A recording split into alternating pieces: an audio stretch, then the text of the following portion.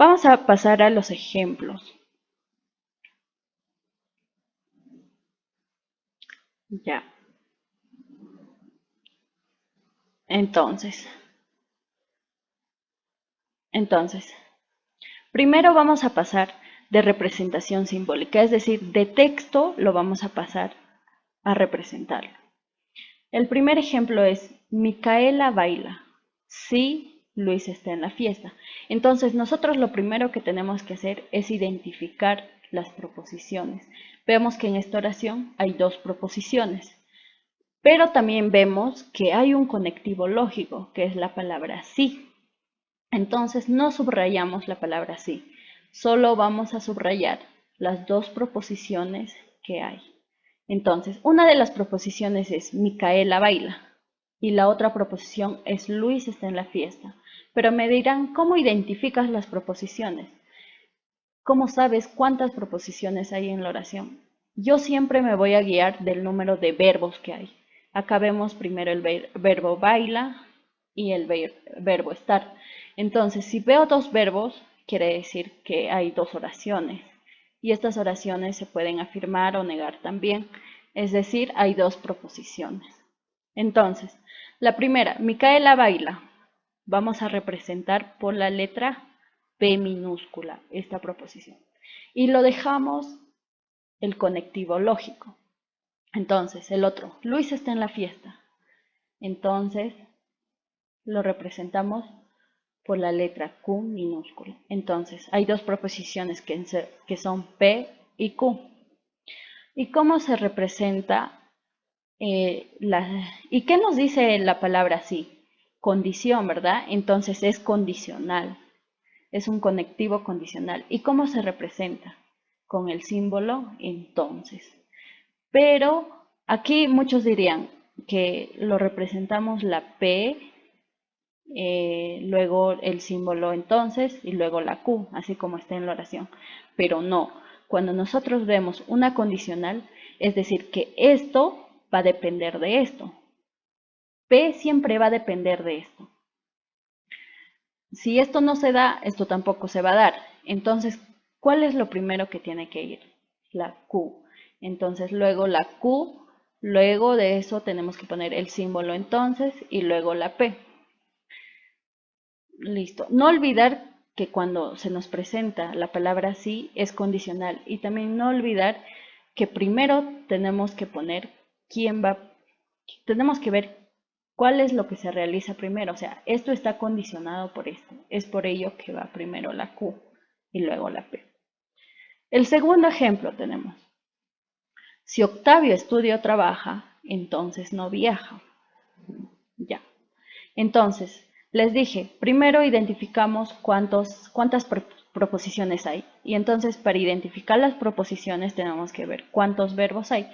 Aquí hay estudia es un verbo, sería uno, trabaja también otro, dos, tres. Ah, ya, entonces me doy cuenta que hay tres verbos, entonces hay tres proposiciones. Listo. Y acá vemos conectivos lógicos, que es el sí, el o y el entonces. Pero también vemos el no, que nos dice negación. Ya, entonces empezamos primero subrayando las proposiciones. Entonces sería uno, Octavio estudia, sería una proposición. Entonces lo ponemos la P minúscula. La siguiente proposición sería solo él trabaja. Ya les dije que los conectivos lógicos no se subraya. Entonces ponemos la letra minúscula Q. Y el otro sería el viaja, solo, ¿no? Porque el no es un conectivo lógico y el entonces también. Entonces no lo subrayamos, lo dejamos ahí. Entonces también con la R. Ya bien. Nos fijamos entonces que en esta oración hay tres proposiciones. Pero nos fijamos que aquí hay una coma.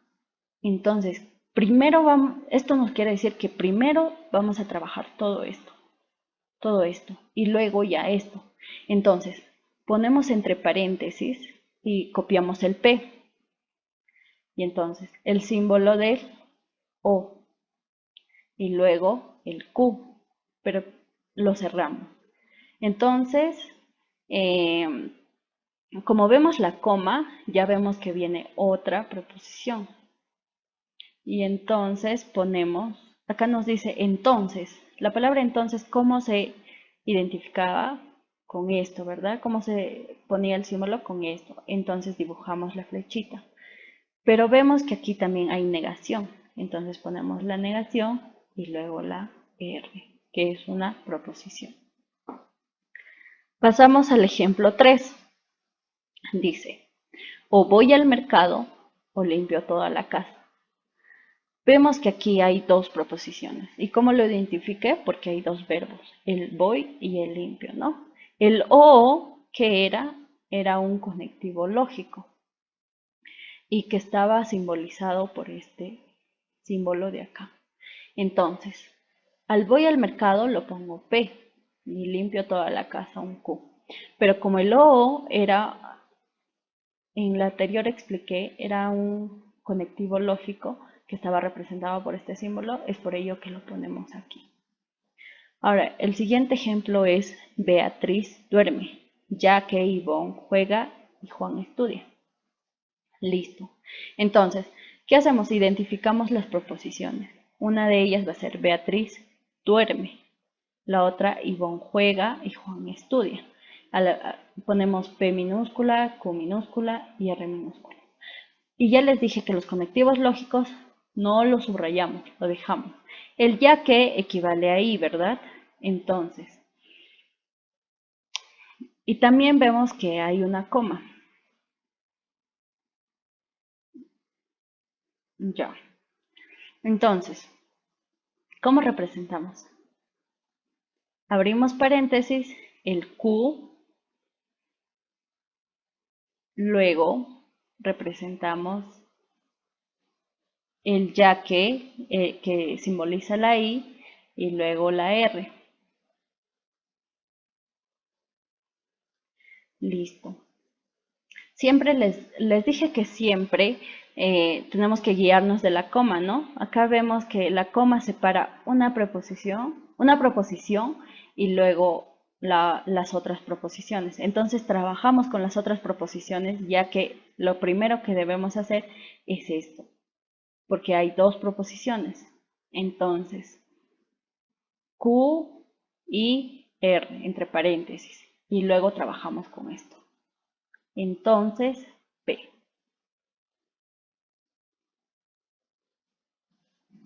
Ya. Ahora vamos a hacer ejemplos con tabla de verdad. Tenemos negación de P, entonces Q. Listo, ¿cómo hacemos eso? Primero vemos que tenemos dos proposiciones, entonces va a haber cuatro valores de verdad. Entonces, ya les dije por la fórmula, ¿verdad?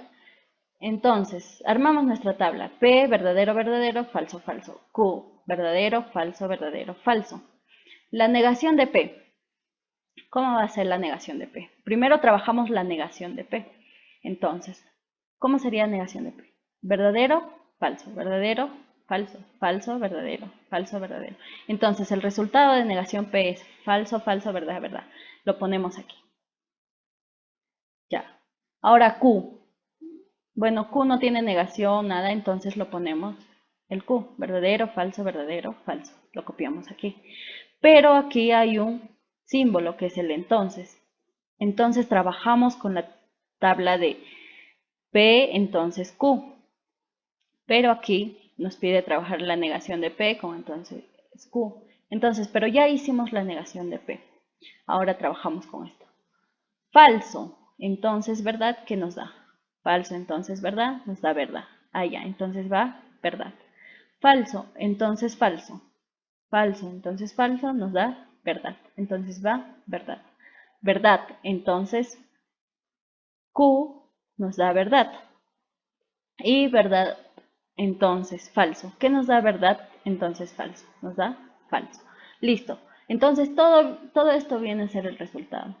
Vemos que está compuesto por verdadero y falso. Y acá dice, cuando todo es verdadero se denomina tautología. O sea, si todo el resultado fuera verdadero, lo denominaríamos tautología. Y cuando todo es falso, se denominaría contradicción. Y cuando obtienes verdadero y falso, como es el caso de esto, se denomina contingencia. Acá tenemos 3 verdaderos y falsos. Ahí, entonces, no es tautología ni contradicción, es contingencia.